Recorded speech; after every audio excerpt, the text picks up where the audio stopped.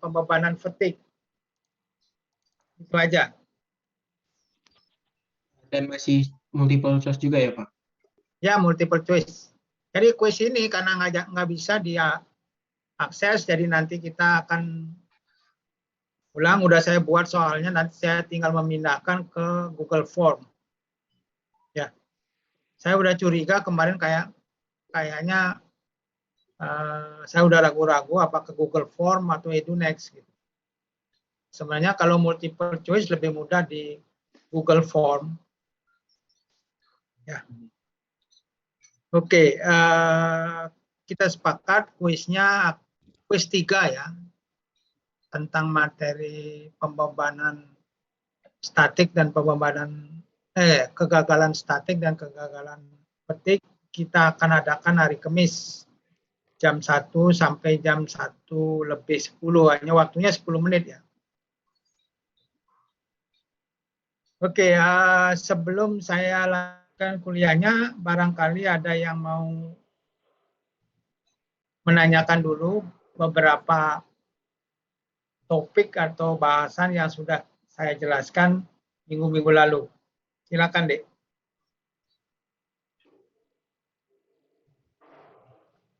Atau tentang poros, silakan, Dek Jason. Ya Pak, masih bingung tentang beda Excel sama Chef. Kalau Chef kan berputar. Kalau saya lihat di internet, Excel kayak dia bergerak secara linear. Maksudnya bergerak secara linear itu gimana ya Pak? Ini kalau Chef atau poros, bahasa Indonesianya itu beban utamanya adalah torsi. Dia meneruskan daya. Ya. Tapi kalau Excel itu tidak meneruskan torsi, tetapi bending. Ya. Jadi kalau poros pada roda kereta, ya, gerbong atau kereta, itu sudah saya jelaskan akan mengalami bending saja, tidak mengalami torsi, tidak meneruskan daya. Tapi kalau poros atau propeller shaft pada truk, kalau yang di bawah itu as panjang kalau disebutnya, itu adalah shaft karena dia meneruskan torsi. Ya. Bagaimana di Jason? Itu bagaimana cara bending membuat kereta bergerak ya Pak? Ya, kalau yang di aja bendingnya yang digerakkan, kamu tahu nggak? Kalau misalnya kereta yang ditarik oleh lokomotif, hanya lokomotifnya aja yang narik. Nah, poros-poros di roda lokomotif baru dia berupa poros. Tapi kalau di keretanya, di penumpang itu bending dia. Bisa dipahami? Kamu cari dulu. Coba ntar saya coba carikan info.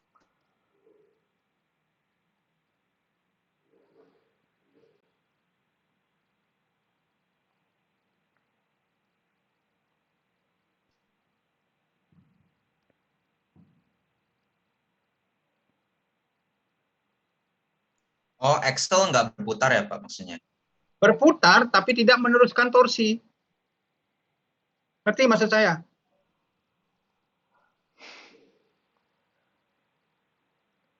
Halo, Dek. Mungkin udah agak kebayang sih Pak. Jadi tetap kadang-kadang berputar, bukan karena berputarnya meneruskan torsi. Nah, kalau shaft meneruskan torsi dan berputar. Biasanya itu. Kalau Excel berputar tidak meneruskan torsi atau tidak berputar. Ya, coba kalau misalnya Excel ya.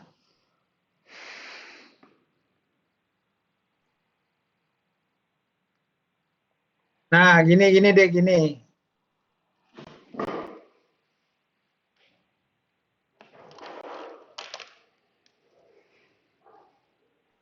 Mudah-mudahan bisa saya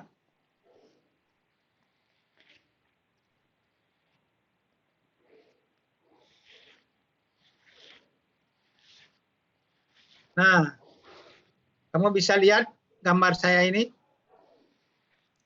Bisa Pak. Nah, ini Anda lihat. Jadi poros ini atau bukan poros, Excel ini itu dia Anda menerima bending, ditumpu di sini dan menerima beban dari atas di sini. Nanti maksudnya Dek? Iya Pak. Jadi bebannya dari sini, ditumpunya di sini. Yang numpuk tuh di porosnya di sini juga begitu. Ya. Berarti nanti ada poros seperti ini,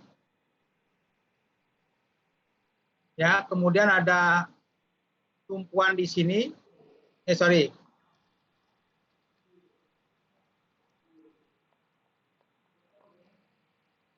Jadi ada beban di sini, beban di sini, dan tumpuan di sini.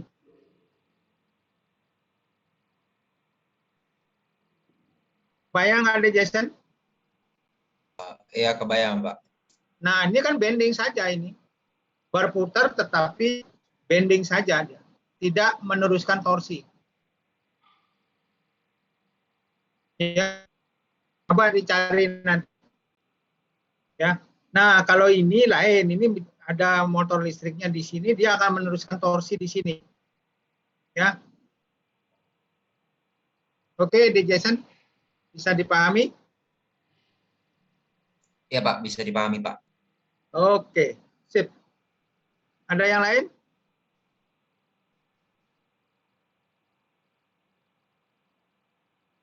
Oke, kalau tidak mau saya teruskan materinya.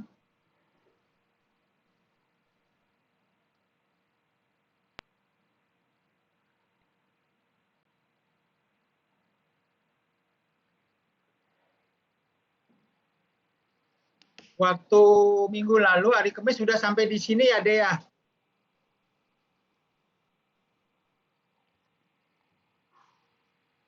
Halo? Iya Pak, benar Pak. Oke. Berikutnya akan saya jelaskan bagaimana mendesain atau menganalisis poros untuk beban statik. Jadi 1 jam ini akan saya jelaskan dari beban fatigue. Ya. Nah, pembebanan pada poros bisa fatigue, bisa statik. Ya. Bisa statik, bisa fatigue atau dinamik, siklik. Kalau beban statik bisa radial, bisa tangensial dan ada aksial. Ya. Kalau beban fatigue bisa fully reverse, repeated, dan fluctuating. Ya, ini yang akan kita pelajari. Nah, desain poros untuk kekuatan atau tegangannya. Ya. Analisis statik itu biasanya dilakukan sebagai desain awal untuk memperkirakan ukuran diameter poros. Kemudian analisis fatigue dilakukan untuk detailnya. Ya, jadi kita lakukan statik dulu. Tegangan hanya dianalisis pada daerah kritis saja, di mana penampangnya atau daerah atau yang kritis kita identifikasi dulu, kemudian baru kita analisis sana. Nah, umumnya daerah kritis itu di daerah permukaan luar poros. Jadi permukaan luarnya, jadi kalau ini poros,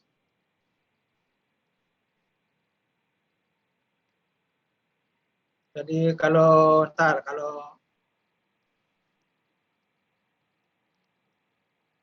ya ini misalnya poros, sumbunya ini,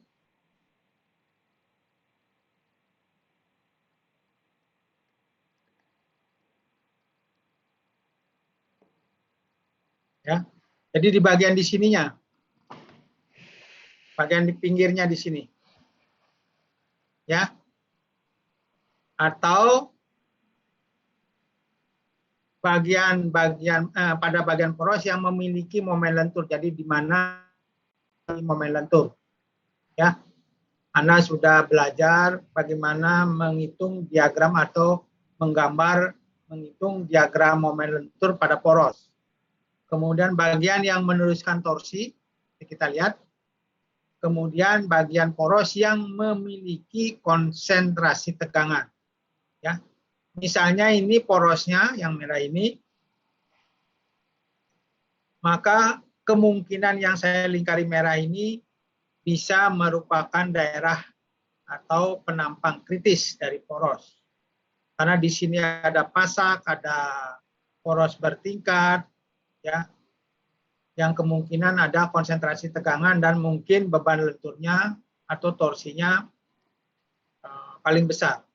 Ya, jadi ini Anda harus perhatikan benar nanti bagaimana menghitung diagram lentur, diagram momen torsi. Anda harus sudah lancar ya.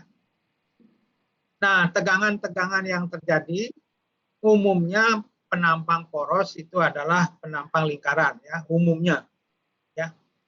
Jadi kalau tegangan normal pada arah aksial, tegangannya itu akibat gaya aksial F sama dengan F dibagi luas, sehingga I D kuadrat per 4. Di sini diasumsikan porosnya pejal.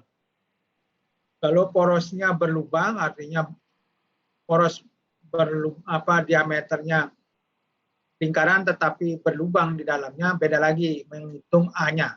Ya, hati-hati. Kemudian akibat momen lentur ada tegangan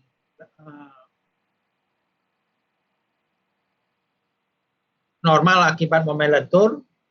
Ini rumusnya ini, kalau yang terbesar itu di luar atau di tepi 32 M per Pi D pangkat 3.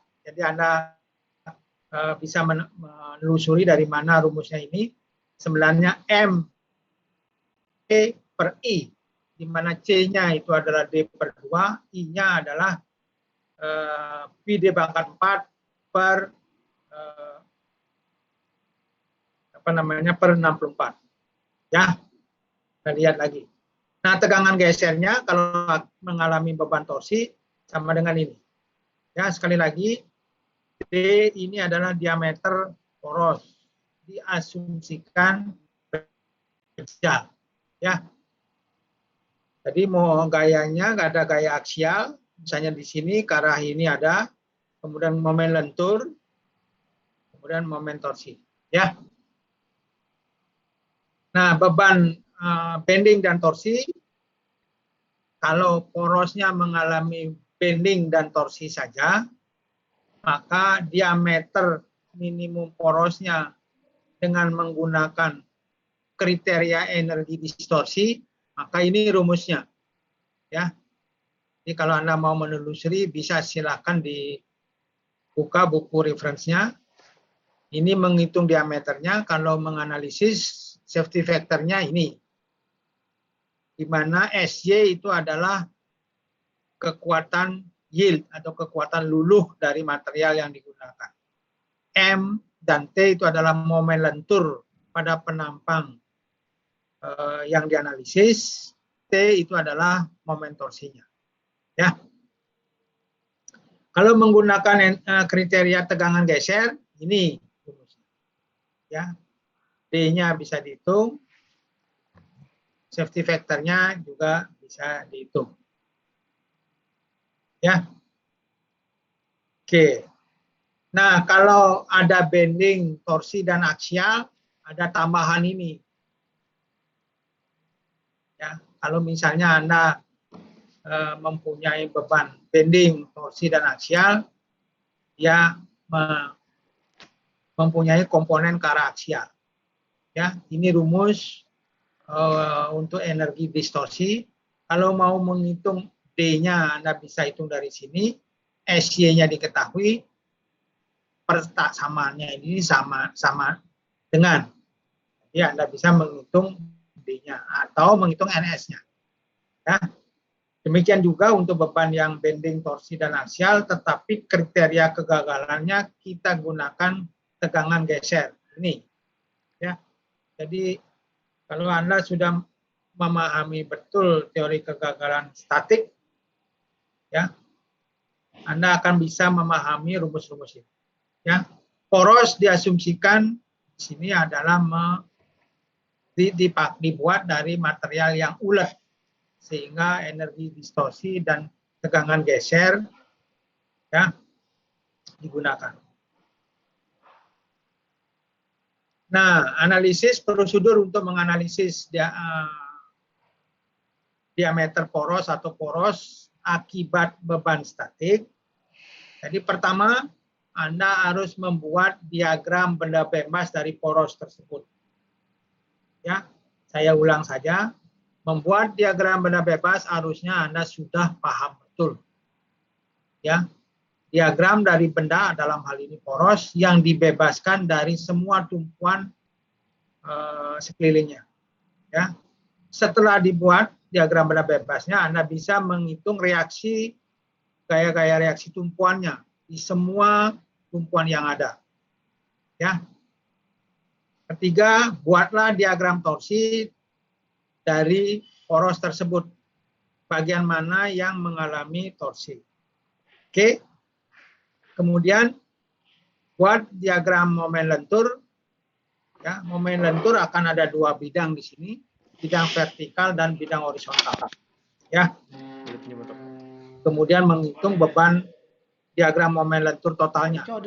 Ya, akibat pada bidang vertikal maupun pada bidang horizontal. Ya. Kemudian mencari momen lentur terbesar, ya, sehingga kita bisa mengidentifikasi daerah-daerah kritisnya. Ya.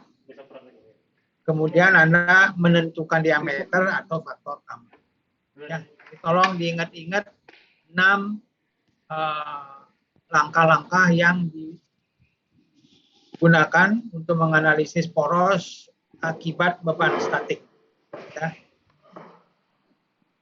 Oke, nah sebagai contoh soal, ini dari soal problem 373 di bab 3, tapi kita analisis porosnya. Ya. Oke, di sini ada bantalan, diasumsikan bantalan luncur. Ya. Ini adalah roda gigi yang lebih besar, ini roda gigi yang lebih kecil. Ya. Diasumsikan di sini ada gaya yang bekerja sebesar 11 kN membentuk sudut 20 derajat, sudut kontak namanya. Ya. Atau sudut tekan, pressure angle pada roda gigi, membentuk sudut 20 derajat pada bidang horizontal. Ya.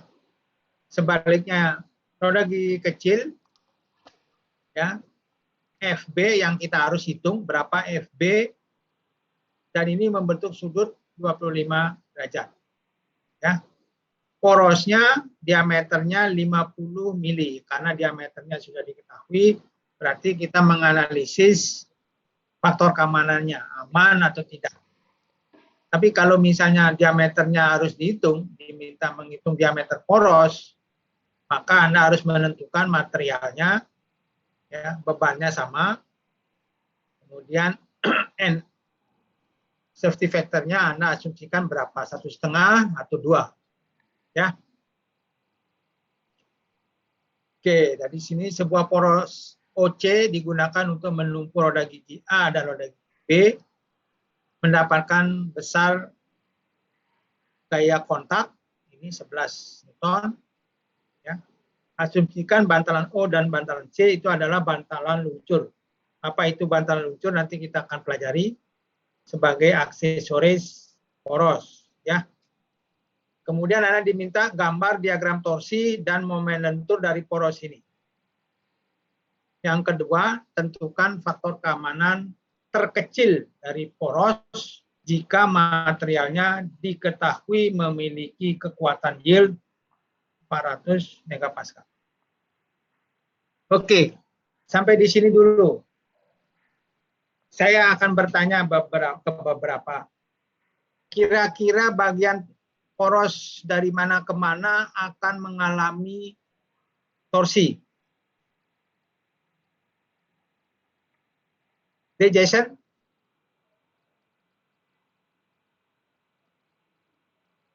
Di bagian ujung rodanya, Pak, yang torsi terbesar. Sebentar.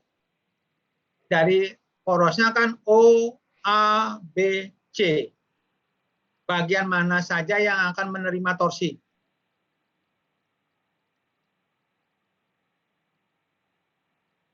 OA menerima torsi nggak? Di A, Pak, menerima torsi.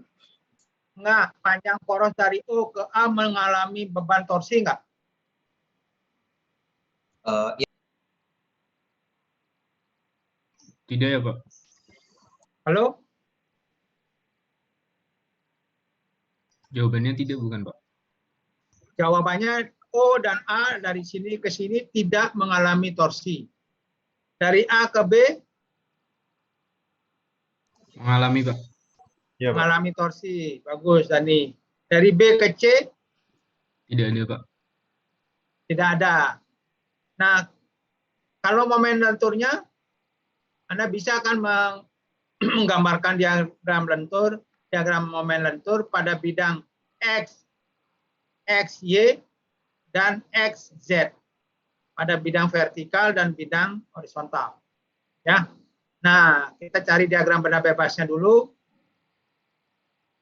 Jadi kita tinjau pada gigi A ini, ya. Saya pelankan saja dulu supaya kalian mengerti dan besok-besok saya anggap Anda sudah paham. Ya. Jadi ini ada gaya FA sebesar 11 kN. Kemudian FB kita harus cari. Gimana caranya mencari, Dedani? FB, Pak. Gimana cara mencari FB? Persamaan torsinya, bukan, Pak? Oke, persamaan torsinya. Persamaan torsi ini komponen horizontalnya dikali diameternya atau setengah jari diameternya sama dengan ini komponen horizontalnya dikali jari-jarinya yang lebih kecil. Itu kan? Ya, Pak. Oke, jadi ini komponen horizontalnya FA cos theta A, ini yang B FB cos beta B, ya, di mana theta B 25 derajat, theta A 20. Kemudian ini Anda dapatkan, ya. Kemudian sigma momen terhadap X, jadi artinya momen torsi terhadap sumbu X, Anda dapatkan ini FA Z kali RA minus FBZ kali RB sama dengan 0. Jadi Anda dapatkan FBZ-nya sama dengan 20,67. Nanti silakan Anda hitung lagi. Sehingga FB-nya Anda bisa hitung sama dengan ini dibagi cos 25 derajat. Ya. FBZ sama dengan sekian, sehingga FB-nya sama dengan 814 kilonewton. Ya. Yang ini saya harap semuanya sudah paham.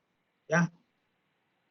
Kalau ada yang belum paham di sini, berarti statika dan mekanika kekuatan material Anda belum pantas lulus. Ya. Oke, ada komentar sampai di sini dulu?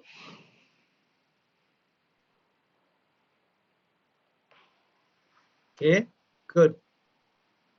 Nah, berikutnya FBY-nya Anda peroleh 9,64 kilonewton. Ya. Jadi ke arah Y, ke arah vertikal, Anda dapatkan sekian. Jadi ke atas.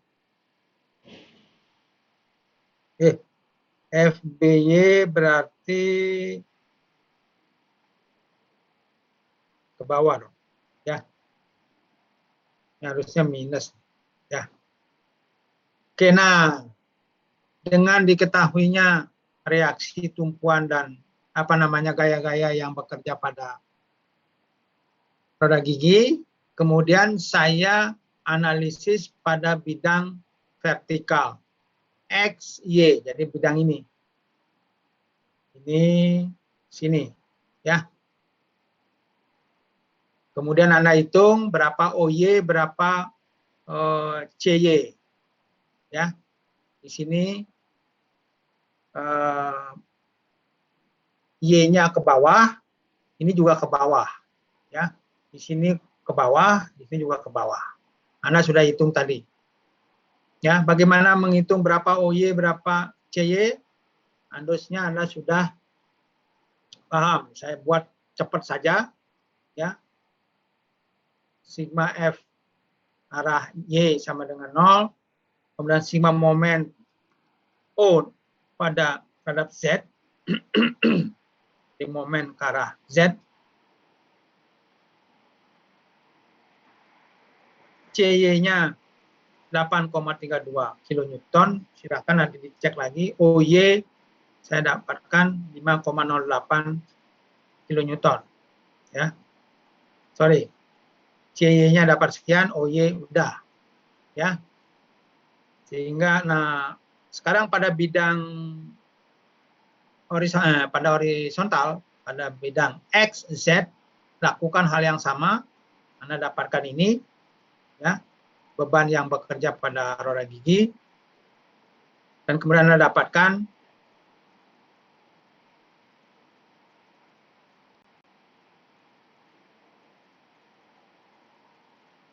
jadi ini langkah 1 dan langkah 2 sudah Anda peroleh. Ya. Sekarang langkah ketiga adalah bagaimana menggambarkan diagram momen torsi. Sekali lagi, kalau tadi sudah dijawab, di OA tidak ada torsi. Dari A ke B ada torsi. Besarnya Anda bisa hitung, ya, FBZ dikali radiusnya. Ya. Dari B ke C tidak ada torsi. Oke, nah momen torsinya ini. Ya. Jadi dari A ke sini, katakanlah ini yang positif, maka ini yang negatif. Jadi di A akan ada torsi sebesar 3101 Newton meter. Di B, TB juga sama. Ya harus seimbang secara torsi atau momen puntir pada sumbu X. Ya. Jadi ini yang dimaksud diagram torsi. Ya. Oke, ada yang belum paham bagaimana menggambarkan diagram momen torsi? Dijelasin lagi, karena tadi dia nanya tentang bedanya yang menerima puntir sama yang lentur. Halo, Dik. Sudah jelas, Pak. Jelas. Nah, ini namanya kalau pada Excel tidak ada momen torsi ini. Ya. Oke. Berikutnya, nah ini torsinya ini. Ya, diagram ini. Ya, Anda bisa juga visualisasikan atau bisa seperti ini. Ya. Di sini positif, di sini negatif. Ya. Oke, itu diagram torsinya. Nah, diagram lenturnya bagaimana caranya? Pada bidang XY saya harus hitung, pada bidang XZ, bidang XY dulu. Ya. Jadi gaya-gaya tadi sudah dihitung. Di sini ada reaksi 5,08 ke atas. Di sini di A ada 3,76 ke bawah. Di sini B 9,64 ke bawah. Sini. Ya. Dari sini sigma F arah Y sama dengan 0.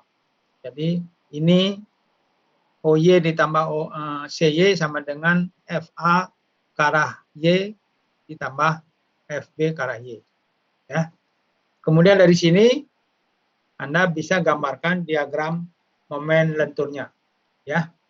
Jadi di sini momen lenturnya Ya, bisa saja ini dikali jaraknya ini. Jadi 5,08 kali 400 mili jadinya 2033 Newton meter. Ya, di sini Newton meter. Di sini kilonewton, di sini milimeter. Ya. Di titik B, di penampang B akan terjadi momen lentur pada bidang vertikal sebesar ini. Ya, silakan cek lagi. Bila perlu dilakukan perhitungan ulang, benar nggak? Ya. Dengan cara yang analog, pada bidang XY, XZ, saya dapatkan, ini gaya-gayanya, di sini ada gaya 0,49 kN ke bawah, di sini ke atas, ke bawah, sini ke atas. Ya. Nah, sekarang momen lenturnya, nah lihat, itu. Di sini 0,49 dikali atau 490 dikali 0,4 itu dapatnya 196 Newton meter minus ya ke bawah ya. Jadi ini Anda lihat momennya gini, melengkungnya gini.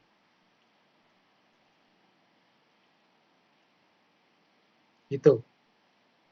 Kalau ini di sini ada ke bawah dulu, di sini 0, ke bawah, kemudian di sini ke atas. Ya. Jadi di sini dapatnya minus 196, di sini positif di 3249. Ya. Jadi Anda sudah bisa menghitung diagram momen lentur baik pada bidang vertikal maupun bidang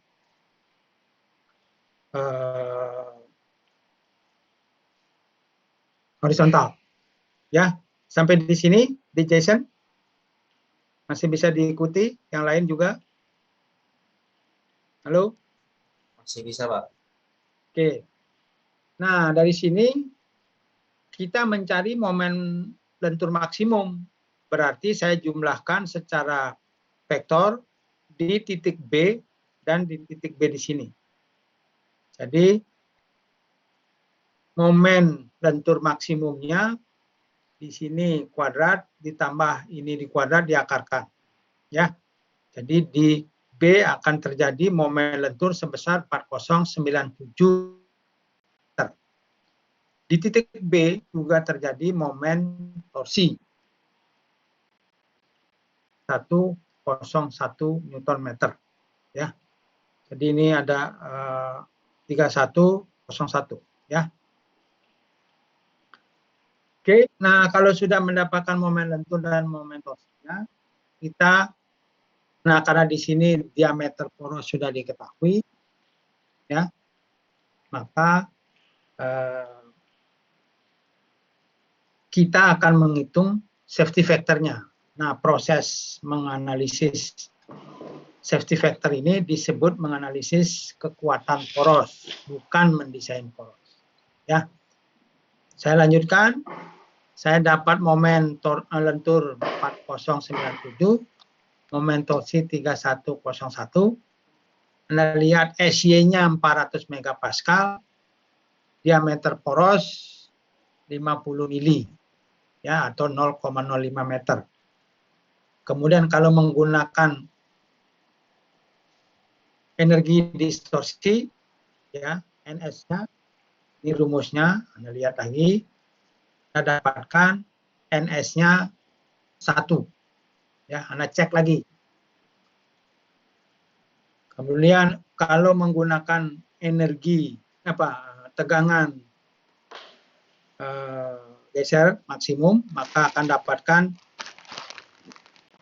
96. Ya.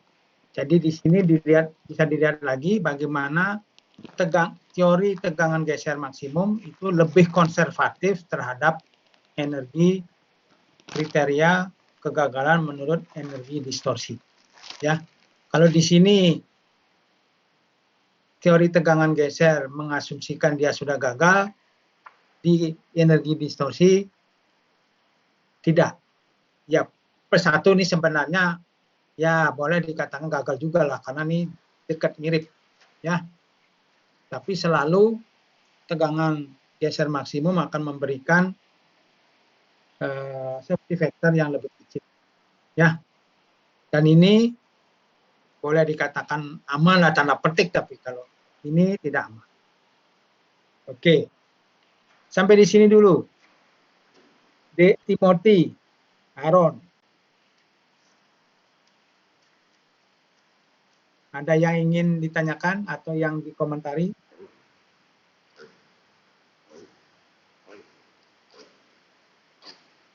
Silakan, Aaron David. Pak, saya mau bertanya, Pak. Apa kriteria energi distorsi sama tegangan geser maksimum bedanya apa ya kriterianya? Wah, kamu baru bertanya ini Kenapa sekarang. beda rumus padahal menghitung hal yang sama? Yes, tadi belum kepikiran, Pak.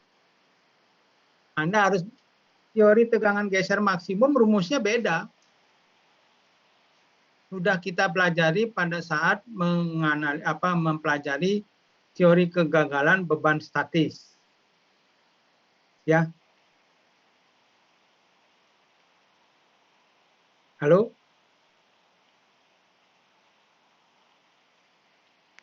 Oh iya, Halo, Pak, saya lupa, soalnya kira. Halo, apa? Silakan.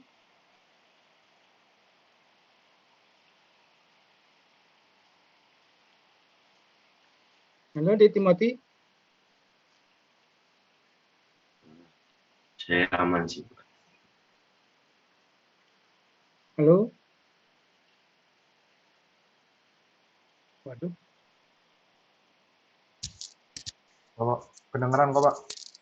Saya silakan yang ingin berkomentar dari kamu.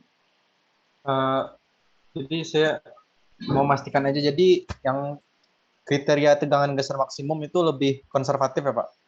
Iya, Lebih kan tidak langsung. Iya, di teori kegagalan beban statik kan sudah dijelaskan juga. Coba review lagi. Baik, Pak. Ya, ini Anda mengaplikasikannya untuk mendesain poros beban statik. Oke, nah saya mau tanya Ardian Aditya.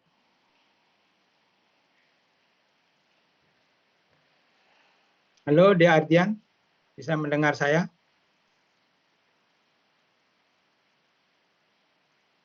Ardian tidak mendengar saya. Pak, saya boleh tanya, Pak? Silahkan Rifki ya, Naval. Untuk kedua metode ini, grafik in plane stress-nya masih sama atau berbeda, Pak, sama pas statik kemarin? Gimana, Gimana? Grafik sigma A, sigma B-nya itu masih sama nggak, Pak? Sama, caranya persis. Cara menghitungnya sama. Cuman di sini sudah disingkat. Jadi kalau Anda pelajari lagi di teorinya, sudah dijadikan rumus. Gitu.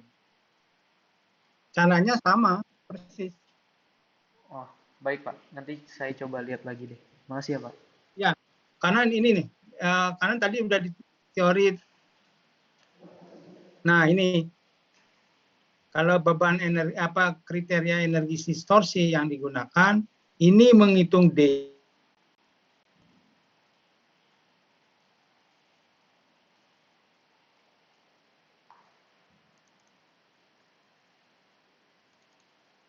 Ketik itu NF.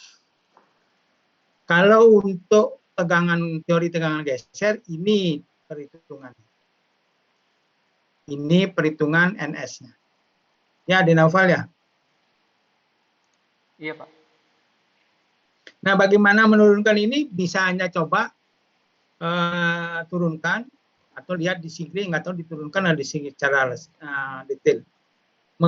Menerapkan energi distorsi. Jadi hitung dulu sigma 1, sigma 2 atau sigma A, sigma B-nya, kemudian D-nya, jadi sigmanya dinyatakan dalam D, kemudian hitung diameternya. Ya. Sini ada M itu adalah momen lentur, total ya, bukan momen lentur sebagian, momen lentur total yang terbesar di lokasi tersebut. Ini harus lokasinya harus sama, Dik. Ya. Jadi yang dihitung tadi D dan hitung ini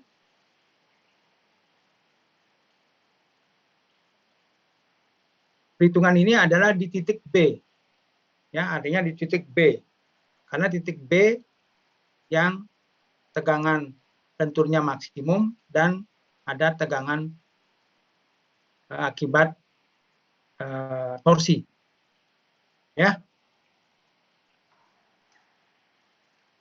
Oke, nah Saya bertanya, Pak. silakan De Ihsan. Eh, untuk kriteria energi distorsi dan energi tegangan geser maksimum itu kan berlaku untuk material yang tegangan nilai kekuatan kompresi dan kekuatan tensalnya itu sama ya Pak. Nah gimana kalau kita mau mendesain suatu poros material yang kekuatan kompresi dan tensalnya itu beda Pak? Harus menggunakan teori apa? Nah iya Pak. Iya, harus menggunakan teori ductile Coulomb-Moore. Halo? Berarti gak bisa pakai yang dua ini kan Pak? Harus pakai yang... Nggak bisa, orang beda teorinya. Oh baik Pak, terima kasih Pak. Jadi nanti Anda harus menghitung dulu, nanti bisa dihitung apakah diameternya bisa dihitung dengan persamaan eksplisit atau tidak, ya lain persoalan. Ya. Nah biasanya material, kalau kemarin sudah kita pelajari, material poros itu diambil dari baja yang notabene dianggap material genap. Jadi kekuatan tarik atau kekuatan luluh pada uji tarik dan uji tekan hampir sama. Ya. Jadi diasumsikan materialnya genap. Oke, De Ihsan paham? Paham sih Pak. Tapi mungkin nanti tuh di PPT ini berikutnya bakal ada kayak udah apa? Akan ada teori yang Brittle apa yang Nggak ductile ada Coulomb itu untuk nggak yang ada. poros untuk dengan BCN, nggak ada BCM. Oh baik Pak, terima kasih Pak. Ya. Jadi kalau Anda mau mencoba silahkan dihitung. Ya, gunakan teori kegagalan akibat menurut ductile Coulomb-Moore. Ya. Oke, ada yang lain? Pak, ingin bertanya Pak. Silakan De Ausanul. Itu kalau MZ dan MY-nya beda titik, bagaimana kita menentukan lokasi Mmax-nya, Pak? Lalu Kalau menurut kenapa kamu kita pilih gimana? Menurut kamu dulu gimana? Punya ide nggak? pakai persamaan, buat persamaannya dulu, Pak. Jadi kan Mmax MZ kuadrat tambah MY kuadrat, lalu cari yang titik maksimumnya. Pakai Bukan begitu. Kalau panjang. Kalau kamu sudah punya diagram momen lenturnya, misalnya ini diagram lenturnya di sini besar, kamu cari di A dan di B atau di tempat lain. Kemudian yang mana yang terbesar itu yang kamu analisis. Paham maksud saya? di masing misal MZ titik A paling besar, MY di titik B dicari M resultan di kedua titik itu yang paling besar yang dipakai, Pak. Iya, itu caranya. Lalu kenapa kita pilih menentukannya dengan momen, Pak, bukan torsi maksimum? Momen dan torsi. Iya, kata Bapak kan yang torsinya di titik juga dengan titik yang di mana dapat M-nya max. Kenapa M-nya tidak disesuaikan dengan di titik yang torsi maksimum saya, Pak? Misalnya ada A dan B, Anda curiga. Coba hitung momen lentur di A. Kemudian coba hitung momen torsinya juga. Kemudian coba hitung diameternya. Mana yang diameternya paling kritis, mana yang SF-nya paling kecil, itu yang berlaku. Ngerti maksudnya, De Fauzan? Jadi Pak, ini misalnya kalau M-max-nya di titik B, tapi kalau kita lihat torsinya yang max di titik A, tetap di titik B, torsi di titik B kita pakai, Pak. Bukan, momen torsinya di B ada juga kan? Iya, itu maksud saya Pak. Tapi momen yang torsi maksimumnya bukan di titik B Pak. Yang di titik B itu momen bending maksimum. Kita tetap pakai torsi di titik B. Ini kamu terlalu ribet mikirnya. Kalau kamu mencurigai beberapa titik akibat momen lentur dan atau momen torsi, kamu hitung satu persatu di daerah situ. Ngerti maksudnya? Oh, ngerti Pak. Ya, jadi mana yang paling kecil momen faktor keamanannya itu yang berlaku, yang paling kecil ya. Misalnya di A kamu hitung dapat faktor keamanannya 2, di B dapat 1, berarti faktor keamanan yang diperhitungkan adalah yang paling kecil. Oh, baik Pak. Terima kasih banyak Pak. Oke. Ada yang lain? Mau tanya Pak, Ya silakan De Steven. ini porosnya berputar atau enggak ya Pak? Berputar. Nah tapi kenapa pakai yang kegagalan statik ya Pak? Tadi saya jelaskan baru belajar kegagalan statik dulu. Nanti baru akan membahas kegagalan fatigue gitu loh. Oh oke Pak, makasih Pak. Ini sebagai desain awal dulu. Ya, kamu nggak mendengarkan dengan baik. Ya, kita pelajari ini dulu. Nah, nanti hari Kamis kita akan pelajari bagaimana kalau dianggap bebannya fatigue. Oke, ada yang lain, Dek?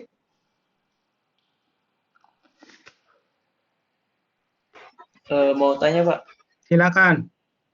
ini kan di titik B yang paling besar gaya geser sama torsinya. Salah satu kecurigaan itu di Iya. titik B. Kan ini apa, faktor keamanannya 1 sama 0,96. Ya, misal kalau kita ingin memperbesar faktor keamanannya, bisa nggak kita memperbesar diameter titik D-nya saja, Pak? Oke, sekarang saya yang pertanyaan Hanif, saya balik ke kamu. Menurut kamu, ya tadi kan Anda lihat porosnya kan sama kebetulan 50 ya. Diameternya ya, Dek, Hanif ya.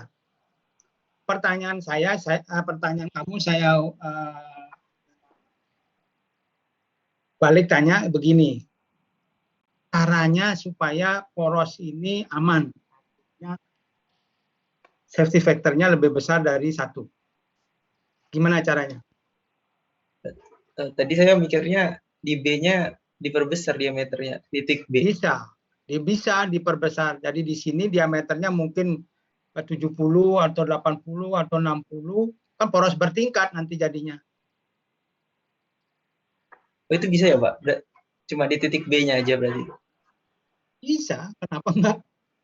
Oh, memang harus begitu caranya. Ya. Makanya itu menyebabkan kenapa porosnya biasanya bertingkat. Jadi nanti porosnya di A mungkin di sini beda lagi. Dan dari A di sini segini diameternya. Mungkin nanti di B segini.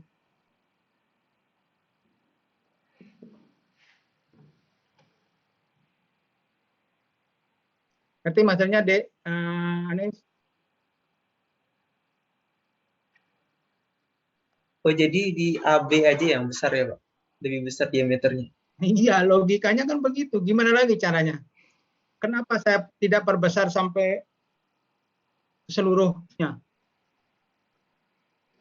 Ayo, pikir. Kenapa saya nggak buat besar seperti ini semuanya? Mahal, Pak. Karena di OA sama BC nggak ada torsi ya, Pak. Boros, Pak. Kecil. Mahal, Pak. Ya. Hanif, kamu paham? Paham, Pak. Nah, itu makanya ada kenapa poros bertingkat. Banyak. Ya. Untuk memastikan di daerah yang kritis tetap faktor keamanannya lebih besar dari 1 atau aman. Ya, secara teoritis, nah saya beritahu di sini. Kalau kamu bisa mendesain suatu komponen mesin, mungkin dalam hal ini poros, kalau faktor keamanannya di setiap titik di titik di poros itu hampir sama, itu artinya desain poros kamu optimum. Jadi kalau di O tegangannya kecil, ya diameternya kecil supaya faktor keamanannya tidak berbeda jauh dengan misalnya di antara A dan B. Ya, misalnya di sini. Di sini tuh pasti tegangannya lebih besar ya.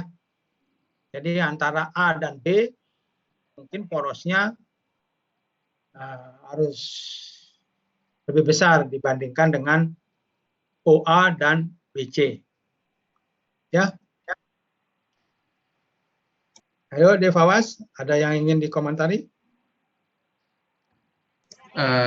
Tidak Pak, tadi reconnect jaringannya, maaf. Oke. Nah, selain memperbesar dimensi, bagaimana lagi caranya meningkatkan safety factor? Ayo. Materialnya diganti, Pak. Materialnya diganti dengan material yang lebih kuat, Pak.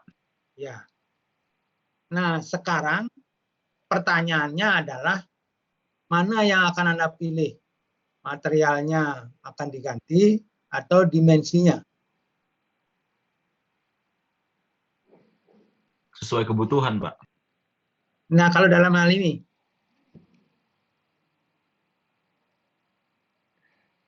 untuk poros ini, diameter. Halo, gimana Denizam? Kalau yang ini kayak sih diameter, Pak. Ya, umumnya orang akan mengusahakan perubahan dimensi dulu dalam poros diameter. Karena material poros sudah tertentu, tidak terlalu luas pilihannya. Nah, ujung-ujungnya seperti tadi disampaikan oleh Denizam, ujung-ujungnya adalah mana yang lebih murah, memperbesar diameter atau membuat material lebih kuat. UUD, ujung-ujungnya width. Paham ya Denizam sama Hanif yang bertanya berkaitan dengan cara mendapatkan safety factor yang lebih besar dari 1? Paham, Pak. Hanif, gimana? Paham, Pak. Oke, nanti Anda kerjakan contoh-contoh soal yang di bab 7 kalau nggak salah, yang berkaitan dengan analisis dengan beban statik dulu, ya. Oke, ini waktunya sudah habis jam 3. Mungkin kita akhiri dulu. Kalau masih ada pertanyaan, tolong disimpan nanti ditanyakan pada hari Kamis. Oke, sekali lagi, kuis ketiga kita akan adakan hari Kamis Google Form karena Edunext tadi gagal. Ya. Oke, semuanya. Baik. Pak.